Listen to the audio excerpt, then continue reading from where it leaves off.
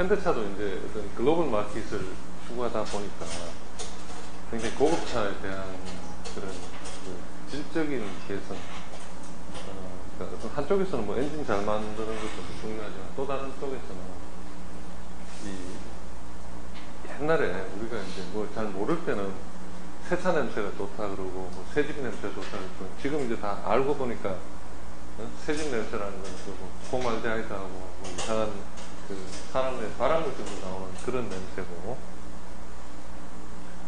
세차 냄새랑 또 마찬가지로 어떤 그 기름 냄새 비슷한 그런 냄새, 그걸 너무 심각하게 맡으면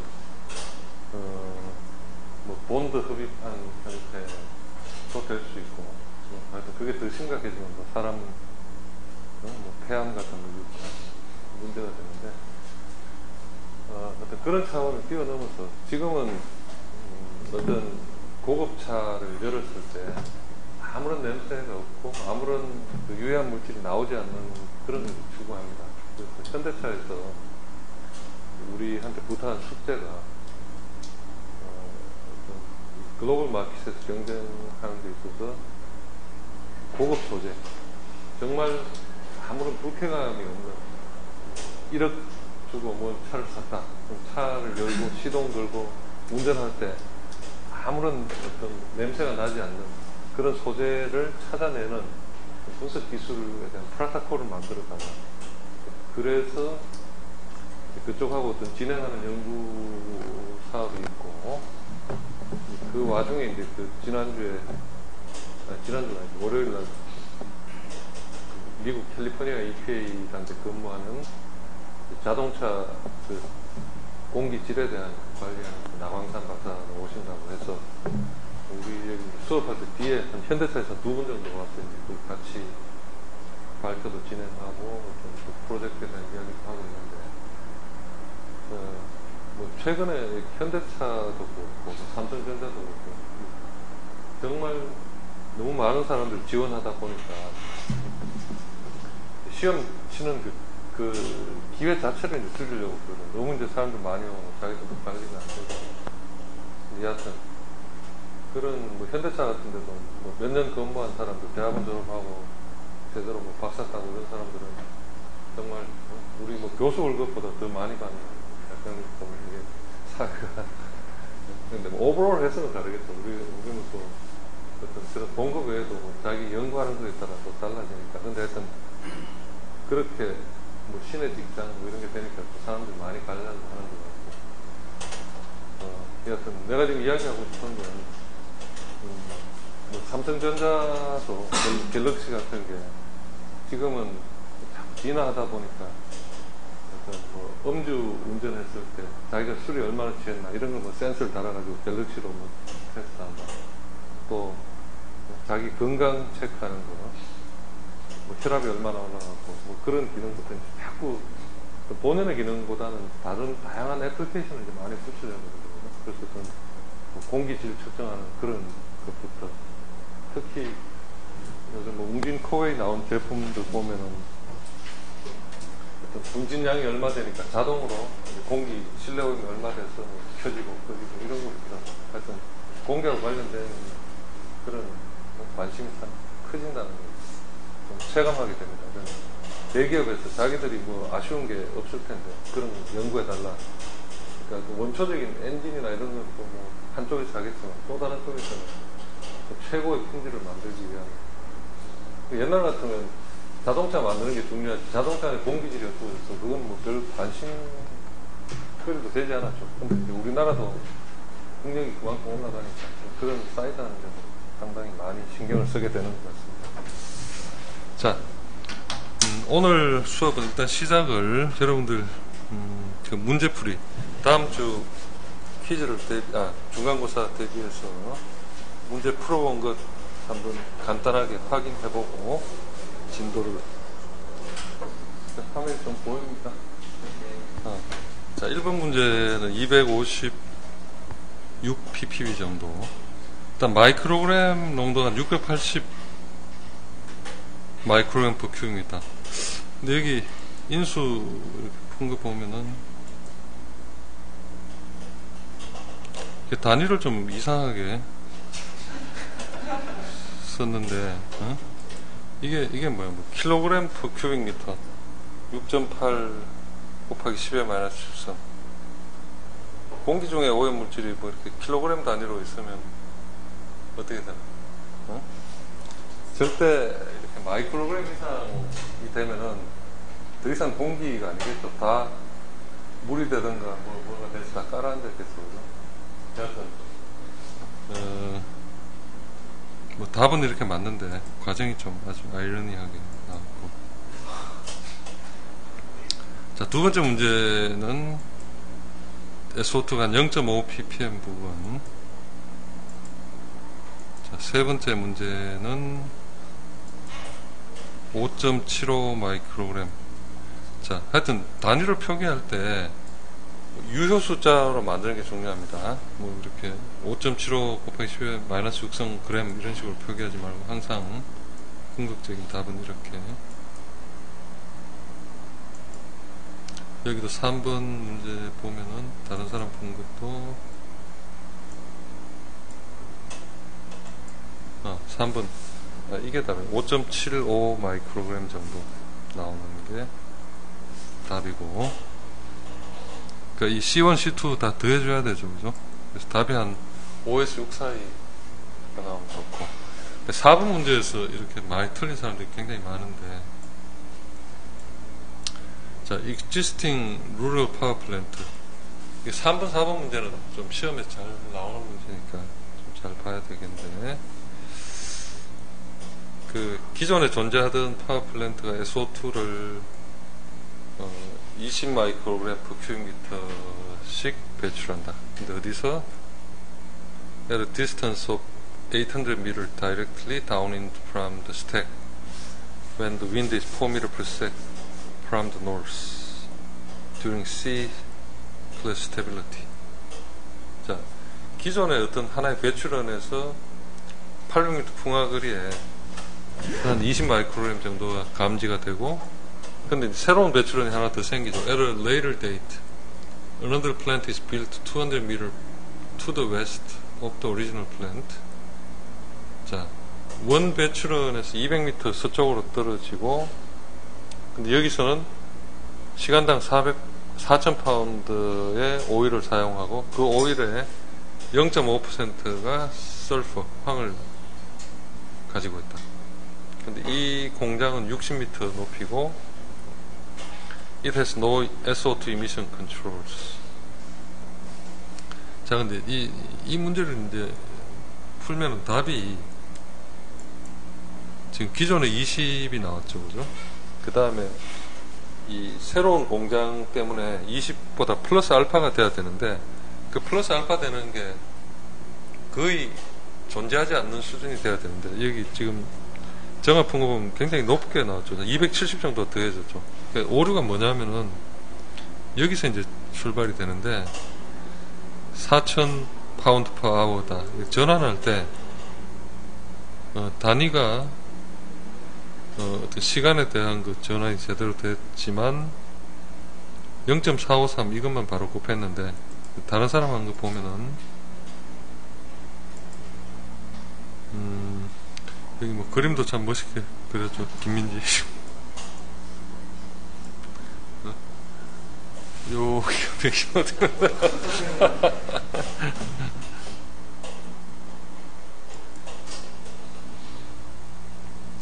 자, 전환한 게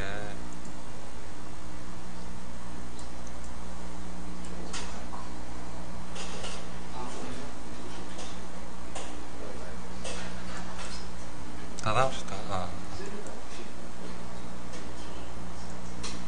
또 하나 더 된가? 이제 3, 4, 5. 오케이. 자, 이 Q 값이 4번 문제.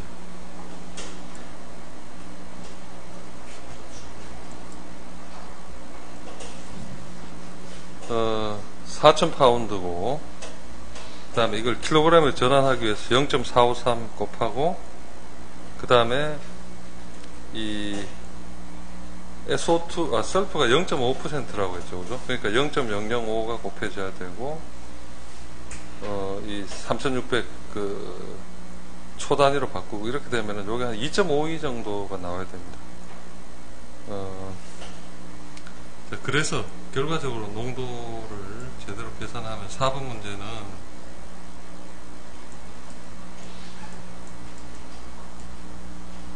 한 1.4 정도 계산 제대로 한 게 성처리도 이렇게 됐지, 그지? 그러니까 기존에 한 20이 나오고 새로 이 공장 B 때문에 늘어나는 건 한 1 정도, 거의 뭐 존재하지 않는 수준입니다. 다른 사람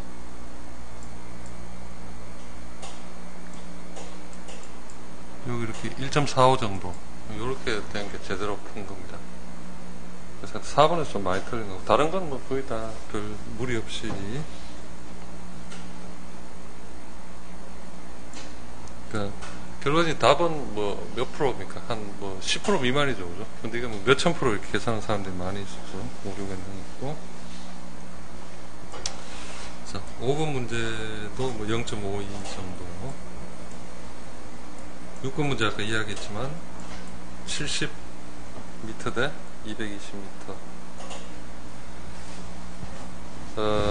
하여튼 이렇게 계산하는 게 거의 중간고사에 대부분 나올 테고, 또 뭐 숙제로 여러분이 집에서 엑셀로 차분히 풀 때 하고 시험 보면서 시간이 쫓겨서 푸는 게 굉장히 분위기가 다른데, 그런 절박한 상황에서 제대로 푸는 게 또 내공이죠, 그죠? 그게 또 학점이에요.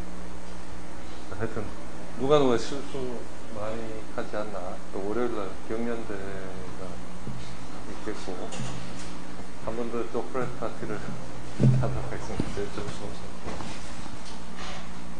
자, 뭐 이거에 대해서 특별히 질문은 없죠?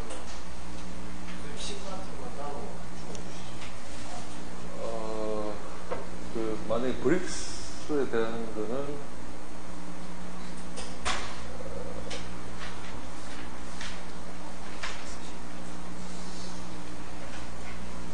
기본 공식을 제공하도록 하겠습니다.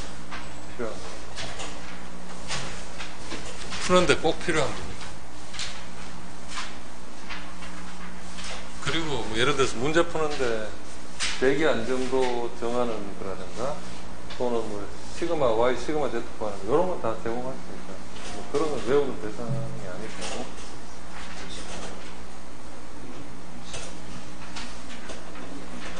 자, 그렇지만 이 확산 공식 있죠. 뭐 Q 값, 그러니까 C를 구하는 공식, 이건 여러분들이 다 당연히 상식으로 알아야 되는 그런 거죠.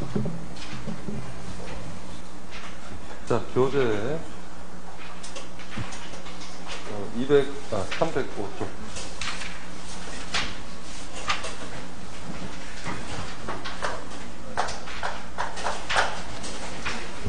그래도 여러분들 이 수업을 하니까 뉴스에 이렇게 대교형 이야기 나오면 반갑지 않습니까?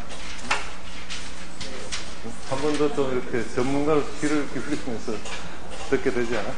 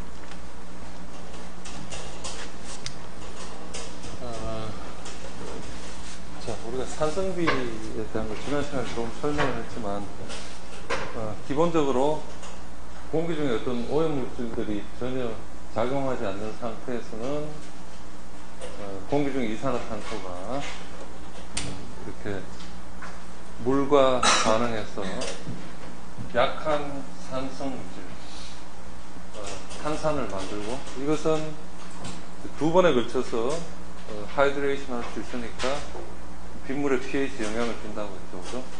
그런데 이런 그 원리가 하나 조금 복잡한 것은, 공기 중에 CO2 가스가 물과 반응해서 실제로는 CO2와 CO2 aqueous하고 물하고 결합한 상태로 자유롭게 어떤 변화하는, 그러니까 수화되는 정도가 항상 자유롭게 변하기 때문에 이것을 어떤 특정한 하나의 화학물로 정의하지 못하고 이 두 개의 합해진 부분, 항상 수화되고 공기로 넘어가는 것을 반영해서 특수하게 H2CO3 스타라는 물질을 이야기합니다. 그러니까 정확하게 이야기하면은 CO2 aqueous만이 있는 것도 아니고 항상 어떤 물과 결합하고 또 떨어지고, 이것이 평형 상태가 빠르게 진행되기 때문에 저렇게 좀 특이한 심볼을 사용하는데, 결과적으로 이 CO2 aqueous만이 이렇게 가능하는 게 아니라 항상 물이 어느 정도 관련해서 첫 번째 해리가 일어나고, 두 번째 해리부터는 이 HCO3-가 H 플러스와 CO3 이가 마이너스로 분리가 됩니다. 근데 이 부분들은 aqueous한 리액션일 거고, 이것은 가스하고 aqueous하고 어떤 인터페이스적인 반응이 되죠. 그래서 이런 인터페이스를 설명하기 위한 게 헬리산수, 물속의 농도 대비 공기 중에 분압. 자, 우리가 CO2 농도가 보통 공기 중에 우리가 한 400 ppm 정도 된다고 치면은, 이런 그 헬리산수에다 적용할 때는, 이것도 일종의 우리가 달톤의 분압 법칙에 의해서 400 ppm이라는 단위는 설명할 때 1몰분에 1몰의 공기 중에 400 곱하기 10의 마이너스 6선 몰의 CO2, 이 두 개가 뭐 매질이 같다는 전제하에서 이렇게 400 ppm이라는 게 나오는데, 이 말은 몰 대 몰이 이렇다는 말은 또 다른 말로는 어떤 달톤의 분압 법칙에서 1atm의 전체 압력 중에 이산화탄소의 압력은 400 곱하기 10의 마이너스 6선 atm. 그러니까 공기가 1기압을 형성할 때 이산화탄소가 400 곱하기 10의 마이너스 6선 기압만큼 부분압을 존재하는 것도 마찬가지. 서로 PB나 NRT에 의해서 압력이나 몰수나 다 같은 그 압력의 비례는 몰의 비례, 뭐 이런 식으로 설명할 수 있는 거죠. 그래서 이 PCO2는 그 ppm이라는 농도 단위만 알면은 그 자체에서 분압이 400 곱하기 10의 마이너스 6성 atm이다라고 해서 집어넣을 수 있는 거죠. 자, H2CO3 스타, CO2는 CO2가 거의 한 CO2 aqueous가 예를 들어 한 95% 정도. 그러나 물과 결합되어 있는 CO2가 해리하는 부분도 한 5% 정도 쉽게 구분을 하거든요. 그러니까 우리가 공기 중에 CO2 가스가 있으면 이것이 물 속에 들어가서 CO2 aqueous한 상태로 존재하는 부분과, 그러니까 바로 CO2 가스로 나올 수 있는 부분이 한 95%고 물과 한 5% 정도 결합되는 부분이 있습니다. 그래서 이 100%가 이렇게 해리하는 거예요. CO2만 해리하는 건 95%가 되고 물과 결합한 부분도 해결하는 게 5% 되니까 그렇게 스타 마크를 쓴다. 이렇게 이해하면 되겠죠. 자, 첫 번째 요리, 두 번째 요리. 그래서 이 공기 부분과 물 부분이 결합이 되니까 이제 어떤 형태가 되냐면은 H2CO3 스타는 헬리상수 곱하기 PCO2. 그래서 HCO3 마이너스는 이 K1 곱하기 H2CO3 H 플러스인데 이 부분이 KPCO2로 들어오는 거죠, 그죠? 그리고 CO3 이가 마이너스는 H분의 K2 HCO3 마이너스인데 이 부분이 다시 이 식이 들어와서 H제곱분의 PCO2 K2. 자, 여기까지는 이런 물 속에 존재하는 성분들. 자, 이 공기 중에 CO2가 물로 들어오게 되면 물 속에는 수소이온, 과산화수소이온, HCO3 마이너스, CO3 이가 마이너스, 뭐 다양한 성분들이 형성이 되겠죠, 그죠? 그래서 물 속에서는 이런 성분들의 어떤 당량,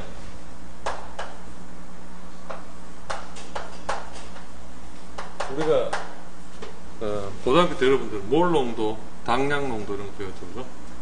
그래서 이 당량 기준으로 물 속에는 모든 양이온들의 당량 농도는 모든 음이온들의 당량 농도와 같다.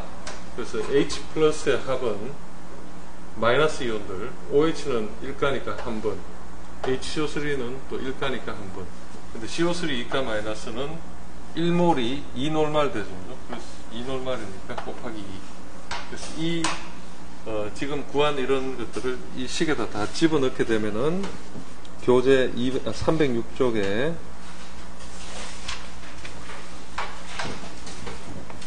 7-34식이 7-35식으로 변합니다. 지금 여기 칠판에 내가 판사한 거하고 색에 이렇게 조금 나온 게 약간 혼란스러운 부분은 여기 보면 색에는 지금 대문자 H 아래첨자 CO2 들어가는 게 있고 이것이 바로 그냥 헬리상수입니다. 내가 저기 칠판에 KH로 표시한 거. 이것도 좀 책에 오류네요. 다음 주에 만들 좀 어떻게 될 것 같은데. 자, 하여튼 대문자 HCO2를 편의상 KH, 그 헬리상수 정의한 걸로 대체하기 바랍니다. 이게 이런 식으로 표기하면 좀 많이 혼란스러운데. 자, 여하튼 중요한 건 7-35항 보면은 첫 번째, 아니요, 7-34식 보면은 우변의 첫 번째 항 OH 마이너스 하는 거죠. OH 마이너스는 결국 KW가 H 곱하기 OH 마이너스니까 OH 마이너스는 KW 나누기 H 플러스가 되고 HCO3 마이너스 1가나 ECO3 마이너스 2가는 그 칠판에 판사한 것처럼 7-35식에 들어가면 되겠죠. 자, 그렇게 되면 궁극적으로 이 식 7-35는 풀어주기 위해서 분모 부분을 다 같이 날리려면은 좌우변의 H제곱을 곱해주면은 3차 함수가 되죠. 3차 함수의 해는 어떻게 구합니까? 자, 우리 여러분들이 젊을 때 고딩 할 때 알파 플러스 베타 플러스 감마는 뭐 알파 베타 플러스 베타 감마 플러스 감마 알파. 근데 그게 뭐 말이 더 인수분해나 그렇게 되지 실제 상황에서 그 적용 거의 불가능하죠. 어떻게 해야 됩니까? 응? 계산기. 자, 이게 이제 그 유명한 trial and error. 제일 좋기는 아니 엑셀에서 3차 함수니까 이 H 값을 넣어서 자, 플러스 영역에서 마이너스 영역 교차되는 H 값 찾는 거. 그러니까 엑셀상에서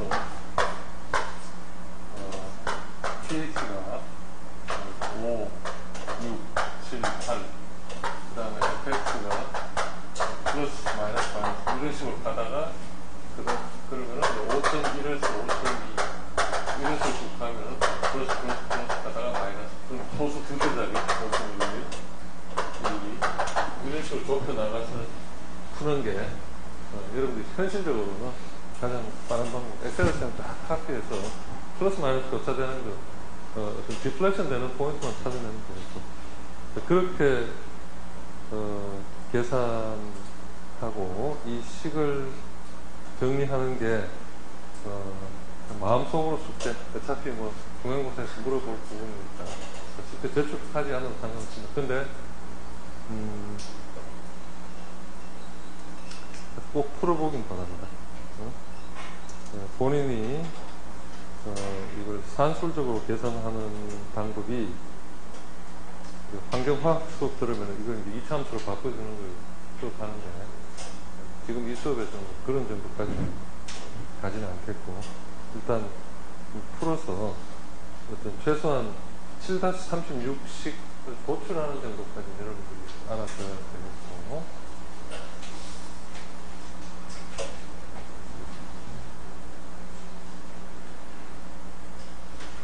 그 7-36을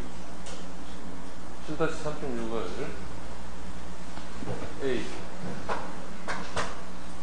CO2 PCO2가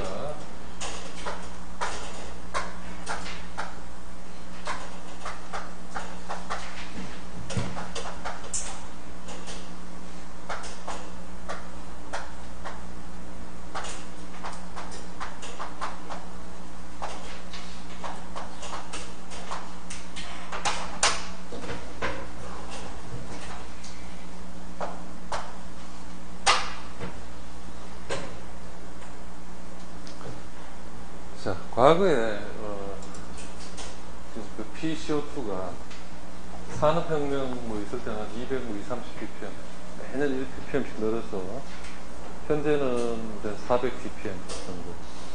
그래서 어떤 산성비라는 게 이렇게 한 260, 뭐 300 이렇게 낮을 때 이런 그 식을 도출해서 만든 거여서 이 당시 기준으로 계산하면은 pH가 저 문제 여러분 엑셀로 한번 풀어보면은 pH 값이 아마 한 5.6 답이 있어요. 그 307쪽 보시면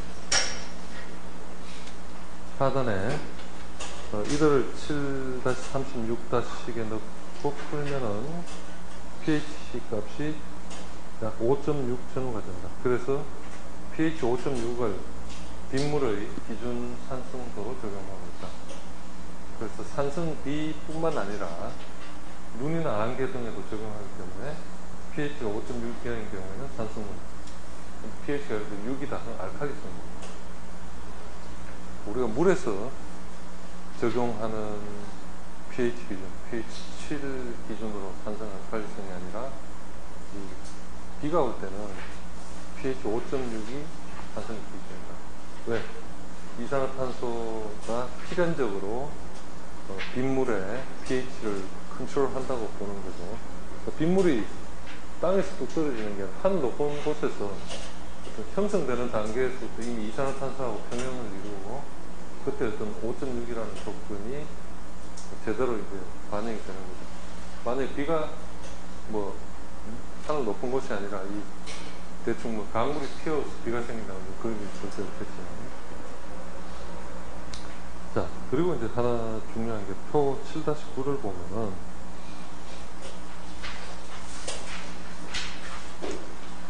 액적에 용해되는 대기중 집대상 물질의 헬리상수에서 지금 우리가 보고 있는 이산화탄소, 헬리상수는 1대기압에 물속에 녹아드는 이산화탄소가 3.4 곱하기 10의 마이너스 2승몰 녹아듭니다. 자, 물속에 1몰만큼 이산화탄소가 녹았다면 공기 중에 미안, 거꾸로 이야기했네. 그러니까 1대기압만큼 공기 중에 이산화탄소가 있으면은 물에는 3.4 곱하기 10의 마이너스 2승몰만큼 녹습니다. 1대기압일 때. 근데 그러니까 이산화탄소를 기준으로 이 헬리상수, 이산화탄소보다 작은 녀석들, 예를 들어 산소처럼 헬리상수가 3배 정도 작다. 그러면 물속에 녹아드는 게 훨씬 작고 공기 중으로 많이 간다는 이야기거든요. 반대로 SO2처럼 1.23 이것은 CO2에 비해서 얼마나 큰 겁니까? 하여튼 수백 배 더 커진 거죠, 그죠? 그러니까 물속에 엄청나게 잘 녹는다는 거죠. 그래서 SO2 같은 게 오염이 심각하면은, 예를 들어 지하철에 불이 났다. 뭐 일산화탄소 때문에 사람들이 질식하지만 SO2 같은 게 많이 나온다. 기관지에 SO2 같은 게 다 달라붙어서 계속 병원에 입원해서 뭐 기침하고 괴로워하는 이런 이유들.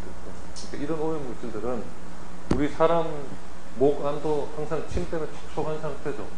그러니까 그런데 더 잘 달라붙어서 용해도가 크기 때문에 사람들한테 피해도 크게 된다. 그러니까 이런 오른쪽에 보면 주로 용해도 큰 것들이 많이 나오죠. HNO2, NH3 이런 놈들은 특히 뭐 암모니아도 중요한데 물에 한번 들어가면 공기 중으로 나오려고 그러지 않습니다. 반대로 왼쪽은 물에다 억지로 집어넣으면 계속 공기 중으로 튀어나오려고 그러고, 그러니까 이런 똑같은 가스인데도 물만 갖다 주면은 순식간에 사라져서 암모니아 냄새가 난다. 물을 많이 갖다 주면은 물 속에 암모니아가 빨리빨리 흡수돼서 암모니아가 사라지죠. 그래서 어떤 우리가 공장에서 여러 가지 오염 물질들을 처리할 때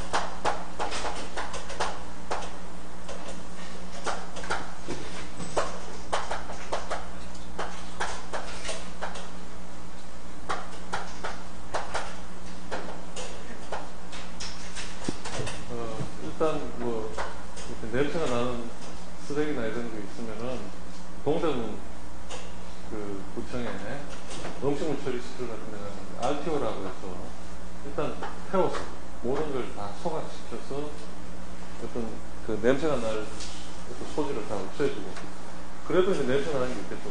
그러면 이제 이 가스를, 태운 가스를 웨스트를 일종의 그 약액 세정탑이라고 하는 물에다 집어넣어줍니다. 그러면은 그 산성, 중성, 알칼리성을 넣어주면은 각각 그 산도에 맞게 오염 물질들이 다 흡수가 되겠죠. 그렇게 걸러주고 나가게 되는데, 자, 이제 어떤 물질들은 이렇게 뭐 산성, 중성, 알칼리성 유지하려니까 이제 화학 약품 같은 거 많이 들어가겠죠. 근데 또 암모니아라든가 이런 그 헬리산소가 굉장히 큰 것들은 그냥 단순히 물에만 통과시켜주면 그것들이 다 물에 이제 달라붙고 공기 중으로는, 그래서 예를 들어 아모니아 가스다.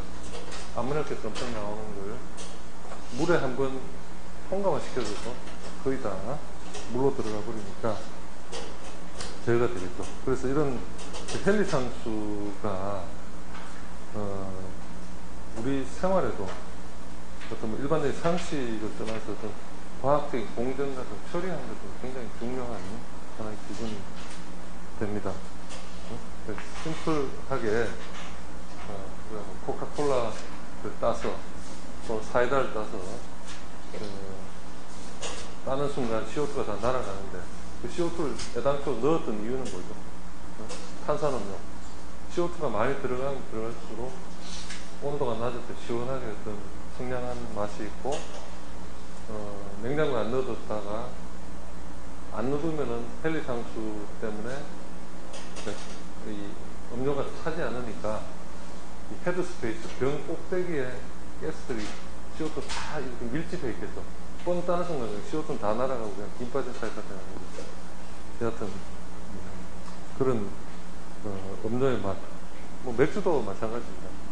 그 맥주도 이렇게 병에 붓는 순간 끊임없이 기포들이 CO2가 막 올라오는 거죠. 그래서 어떤 맥주 맛을 잘 주기 위해서 그 CO2를 관리하는, 그러니까 맥주 공장에 가면은 맨날 이렇게 기계에다가 CO2 뭐 얼마나 있고 뭐 황 성분이 얼마나 나오고 그런 것만 하는 사람들이 있습니다.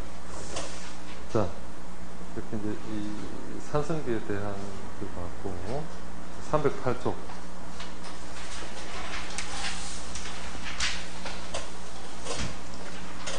산성비 생성 메커니즘의 어떤 그 화학적인 그 반응들이 사실은 310쪽 같은 데도 그렇고 이 수질화 pH의 변화에 따라서 어떤 그 물속에 존재하는 물질들의 스피시에이션 같은 게 뭐 황화물, 질소화물 이런 게 이제 많이 나오는데 사실 이 부분은 이제 굉장히 깊이 있는 부분들은 물 속에서 이루어지는 부분들이고 여러분들이 환경에 더 관심이 있어서 뭐 박주영 교수님 작년에 내가 강의했었지만 여하튼 그 환경 공정 수업에서 좀 깊이 있게 다루는 부분을 참조하도록 하고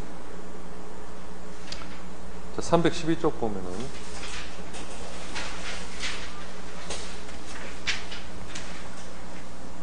실질적으로 이 산성비의 어떤 핵심 컴포넌트는 두 가지입니다. 자동차에서 배출되는 NO, NO2, 그 다음에 뭐 공장에서 매연으로 배출되는 SO2, 연료 같은 거 사용할 때 SO2는 H2SO4로 산화하고 NO2는 HNO3가 산화돼서 이런 물질들이 굉장히 강한 산이죠. 그러니까 굉장히 잘못된 케이스지만 요즘 뭐 사람이 폐를 한다고 황산 뿌리고 뭐 상당한 이야기 많이 나오고 여기서 이야기하는 황산, 질산이 바로 그거죠. 근데 이제 그런 정말 제대로 된 액기스 황산이 아니라 우리가 다루는 황산이라는 것은 어떤 뭐 많아봤자 수십 ppb 뭐 이런 수준입니다. 10의 무슨 배 이렇게 다일루션 되는 상태니까. 그러나 그게 어떤 사람한테 직접적인 해는 주지 않더라도 어떤 다른 생명체에 굉장히 부장을 줄 수 있는데 옛날에 뭐 이런 이야기가 있습니다. 그 초등학교 선생님들이 이제 뭐 환경의 어떤 위험을 학생들한테 알려준다고 산성비를 맞으면 뭐 머리가 빠지고 대머리가 되고 그런 말은 좀 무식의 소리인데 식물들이 비가 오면 도망갈 수 없이 맞아야 돼. 선택이 없어. 사람은 누가 계속 비 맞고 이렇게 머리 빠질 때까지 있지는 않아요. 물론 뭐 그렇게 맞으면 제대로 산성비 맞으면 뭐 해갈지 모르는 사람들은 다 잽싸게 우산을 쓰거나 어디 실내로 도망가지 그냥 머리 빠질 정도로 맞지 않고 아무리 산성비 맞아도 건강하게 사는 사람은 아무 탈이 없습니다. 근데 하여튼 그건 좀 너무 과장된 이야기고 anyway 누가 하여튼 그런 소리 하면 좀 무식한 사람들. 자, 여튼, 이, 낙스나 삭스, 이런 게 이제 중요하기 때문에, 지구 규모로 이런 오염물질들의 배출량을 계속 끊임없이 모니터링하고, 미국 같은 경우는 워낙 이런 게 많이 발달해서 산성 모니터링 테스트를 미국 전역에 어떤 수만 군데 깔아두고 그래서 예를 들어서 캐나다 같은 데서 그 기류가 미국으로 많이 넘어오는데 뭐 캐나다 공기가 넘어올 때 산성비가 발생했다 그러면은 그런 거에 대해서 뭐 캐나다에 책임을 지라고 뭐 소송을 한다든가 뭐 또 황당한 이야기들이 있습니다. 그런데 그게 뭐 터무니없는 건 아니고 우리나라도 중국하고 그런 문제가 있기 때문에 한국, 중국, 일본 간에는 이런 그 SO2, NOx에 대한 관리 314조 표 7-11에는 서로 상대 국가의 뭐 어떤 그런 관리를 많이 하고 있습니다.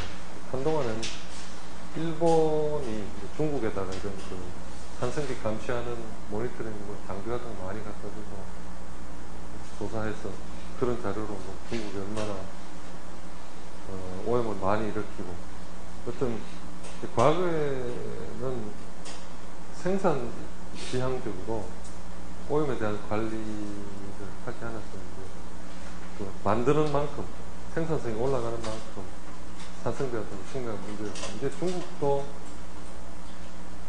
그런 그래서 심각하게 받아들이는데 일전에 그 어떤 뭐 아나운서 유명한 사람이 그 PM 때문에 자기 아이가 뭐 선천적으로 뭐 어떤 기관지 폐해가 있어.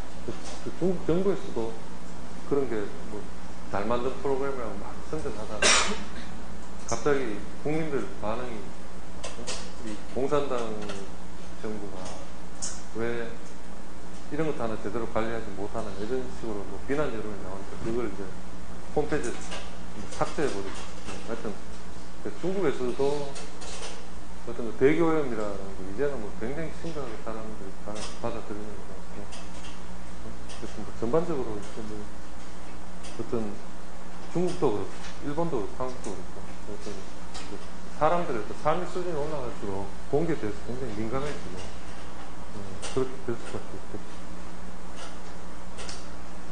없겠죠. 315 조금 산성기온항 유럽과 북아메리카 하고 316쪽 보면은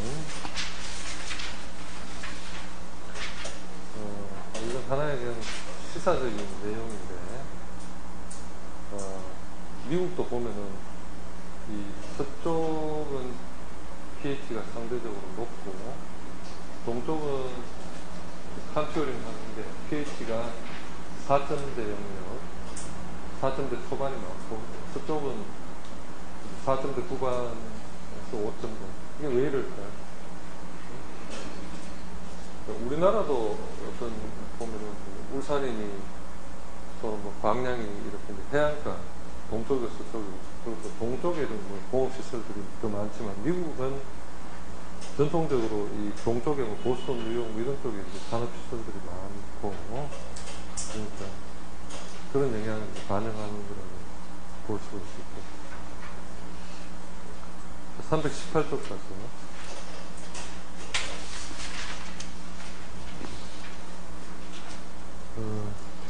일본도 보면은 뭐 이런 게 굉장히 민감하게 어떤 전국적인 지도를 매핑을 했는데 여기 뭐 워낙 작은 나라고 뭐 땅이 좁다 보니까 상당히 균질한 데이터들이 나오고 우리나라 그림 7-20 보면은 우리도 좀 들쑥날쑥하지만 상대적으로 그래도 광주라든가 대구, 울산 이런 데가 서울이나 부산 같은 데보다는 2011년 데이터 보면은 pH가 높고 덜 산성비라고 할 수 있겠죠. 근데 pH 5.6 기준으로 보면 지금 다 산성비가 상당히 심하다는 거죠. 그리고 이 319쪽 이 상단 7-58칙이 하나 의미가 있는데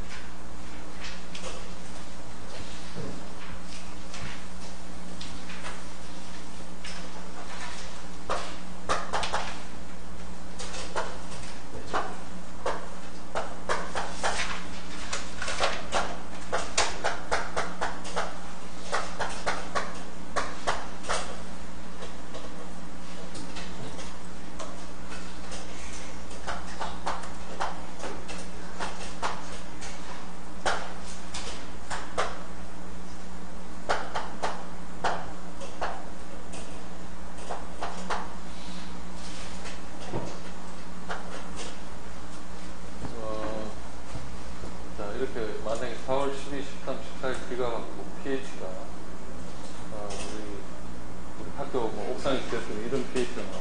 그러면 이 3일간 내린 뒤에 pH 합은 5에다 8,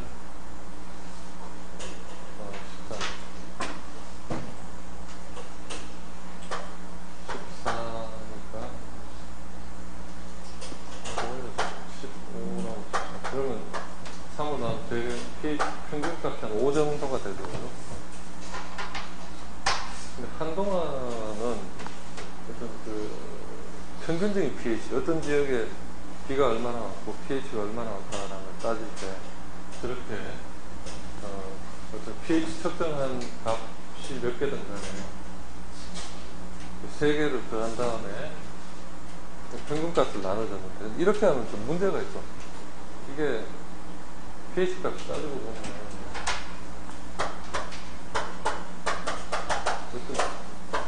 지수니까 지수를 다 더해서 계산해야 되는데 이렇게 단순히 80년대까지 우리 환경부가 이런 식으로 통계를 내다가 그 뒤로 이렇게 문제가 있다는 걸 알고 정정을 하게 됐는데 또 한 가지 중요한 팩트는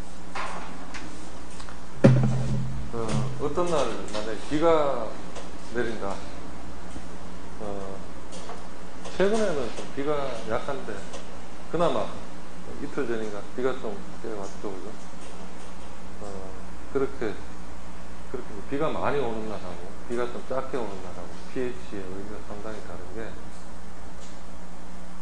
일반적으로 이 공기 중에 pH를 결정하는 산성 물질들이 비가 오는 초기 시점에 다 씻겨나가 버립니다. 그러니까 비가 많이 오면 많이 올수록 그런 효과가 어떻게 됩니까? 별로 이제 더 이상 씻겨갈 게 없으니까 초반에 다 씻겨가고 그리고 또 빗물의 양이 많을수록 어떤 그 희석 효과가 여하튼 계속 존재할 수밖에 없겠더라고요.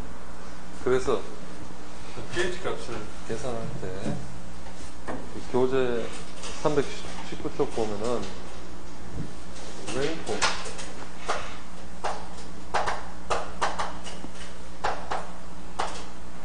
강수량은 밀리미터 단위로 제시하는데 즉 사흘 동안 비가 20mm 왔다, 5mm 왔다, 10mm 왔다. 분모에 빗물량을 다 더해주고 각 분자의 빗물량을 곱하는 식으로 강수량 가중평균. 그러니까 빗물의 양에 의해서 산도가 희석되는 정도를 동시에 감안해주는 방법으로 평균량을 구하겠습니다.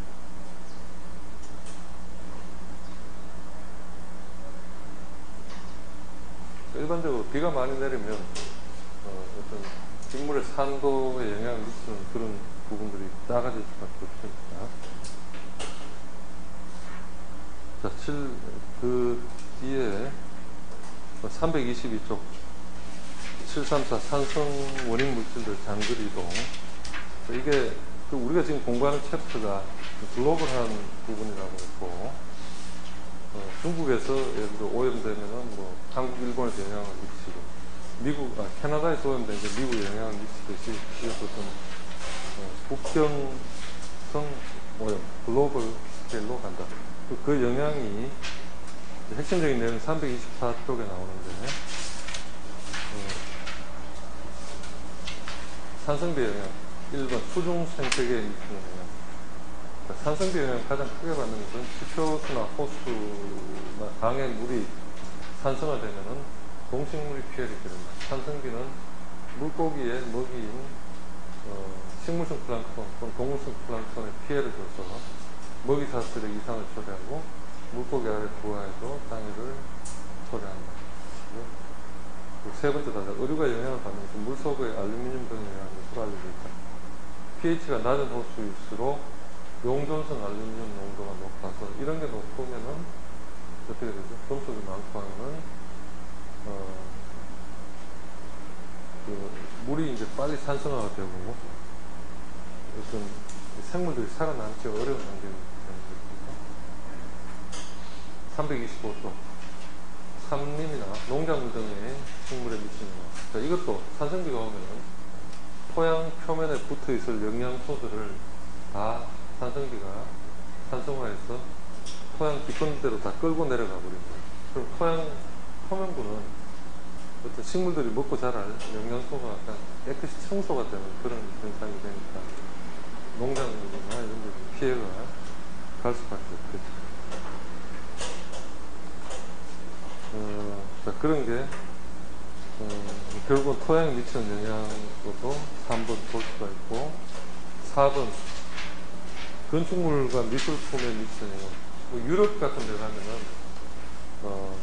이 대리석으로 만든 건물들 새까맣게 변하는 게 바로 대리석이 재료가 뭡니까? CaCO3죠, 그죠? 그런 게 빗물에 산성도 다 녹아내리고 그러면 또 그게 먼지가 달라서 시커멓게 조각이고 동상이고 뭐 건물들을 망가지는 거. 우리는 이제 그런 걸 많이 하지 않죠. 유럽 같은 데는 그런 거 굉장히 많이. 5번 인체 미치는 영향. 산성비는 눈의 점막을 상하게 하거나 머리를 살짝. 이거는 내가 아까도 이야기했던 이런 소리 좀 안 했으면 좋겠어요. 이건 극단적인 과장, 뭐 나중에 정말 오염이 심각해질지 모르겠고 하여튼 그런 건 아닌 것 같고, 하여튼 인체에 미치는 영향은 어떤 간접적인 피해가 중요한 거지 직접적인 건 큰 의미가 없습니다.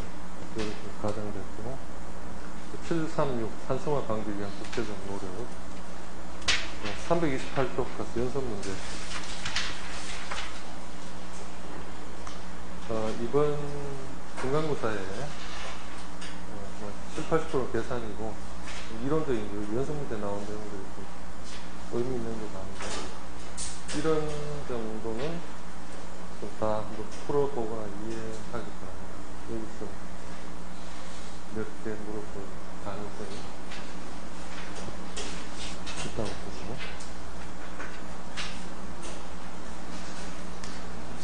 자, 근데 지금 이 7장에서 공부한 내용은 사실 뭐 대단한 학문이라고 상식입니다, 상식.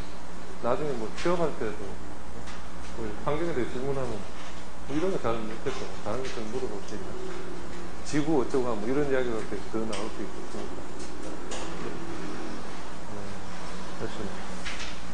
정말 과학이나 공학을 하는 사람들한테 꼭 필요한 상식이고,